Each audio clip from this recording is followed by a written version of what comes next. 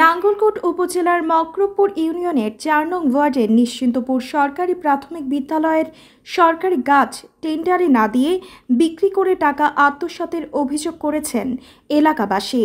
প্রধান শিক্ষক সালাউদ্দিন হিরোর বিরুদ্ধে এলাকাবাসীর মধ্যে আব্দুর রশিদ জানান যে গত ১০ জুলাই বিদ্যালয়ের বহু পুরাতন কাঠের গাছ তিনি স্থানীয় এক ব্যবসায়ীর নিকট বিক্রি করে দিয়েছেন। এ ব্যাপারে বিদ্যালয়ের কমিটির সদস্য স্থানীয় ওয়ার্ড মেম্বার মিজানুর রহমানকে জিজ্ঞেস করলে তিনি বলেন, এ ব্যাপারে কমিটির তারা কিছুই জানায়নি। এলাকাবাসী আমাকে জানালে আমি সরেজমিনে গিয়ে তার সত্যতা পাই।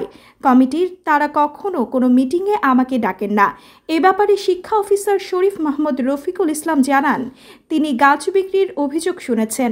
তিনি বলেন, এটি আইন বহির্ভূত কাজ, টেন্ডারে না দিয়ে গাছ বিক্রি করা। এলাকার নাম প্রকাশে অনিচ্ছুক কয়েকজন বলেন যে গাছ বিক্রির বিষয়ে উপজেলা সহকারী শিক্ষা অফিসার মুহিবুল্লাহ বিদ্যালয়ে এলে প্রধান শিক্ষক তাকে উৎকোচ দিয়ে বিদায় করে দেন। বিদ্যালয় সংলগ্ন এক ব্যবসায়ী নিজামুদ্দিন, বিদ্যালয়ের সীমানা সংলগ্ন জমির মালিক জাহাঙ্গীর আলম, গ্রাম সর্দার আমিনুল ইসলাম, মানবাধিকার কর্মী সুমন সহ এলাকাবাসী নিশ্চিত করে বলেন যে বিদ্যালয়ের সরকারি গাছ প্রধান শিক্ষক বিক্রি করে ফেলেছেন।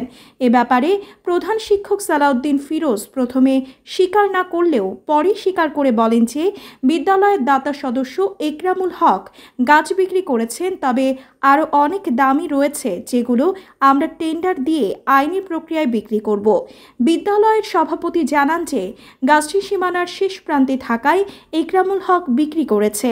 এলাকাবাসী আরও অভিযোগ করেন যে প্রধান শিক্ষক বিদ্যালয়ের সংস্কার কাজের নামে সংস্কার করে না। এলাকাবাসী আরও অভিযোগ করেন যে প্রধান শিক্ষক বিদ্যালয়ের সংস্কার কাজের নামে সংস্কার করে না করে সরকারি টাকা আত্মসাৎ করেন। বিদ্যালয়ের পিয়ন কাম নৈশ প্রহরীর মাধ্যমে ১,০০০ কেজির মতো লোহা ও টিন বিক্রি করে ফেলেন। অধিকাংশ সময় শিক্ষকরা ক্লাসে না গিয়ে অফিসে বসে ওয়াইফাইয়ের মাধ্যমে মোবাইল ফোন দেখেন, যার ফলে বিদ্যালয়টির ছাত্রছাত্রীদের শিক্ষার মান উন্নয়ন হচ্ছে না। আপনি যেখানে দাঁড়িয়েছেন এখানে যে বিশাল এক গাছের গোয়া এখনো আছে, এই গাছটি যে বিক্রি করা হয়েছে আপনি কি জানেন? এটা তো আপনারা অন্যরা অনেকেই আছেন, এটা কি স্কুলের সীমানার গাছ নাকি অন্য বাইরের মানুষের গাছ? তো অবশ্যই এটা তো যদি বিক্রি করতে হয় আইনে যেটুকু আছে কমিটির সবাই মিলে বা নির্বাহী টেন্ডার দিবে, টেন্ডার মাধ্যমে বিক্রি করা হবে।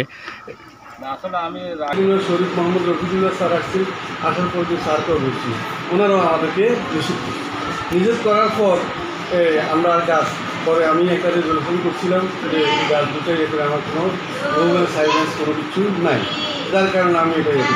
কিন্তু এখানে যে এই গাছটা কাটিয়ে নিয়ে গেছে এটার বিষয়ে আমি বলতে পারি। আমি একদিন যখন আমার দাদা সদস্যকে বললাম, উনি বললেন যে এটা গাছটা মরা, তো এখানে ওইটা আড়ার মধ্যে পড়ছে, আড়ার মধ্যে অর্থাৎ সিমেন্টে, বুঝলেন? এটাই এতটুকু। এটা তো কিন্তু সামনে যে এগুলো আছে এগুলো থেকে এটা কিন্তু অনেক বড় ছিল গাছ। হ্যাঁ, এখন এতটুকু আমি জানি। তাহলে এটা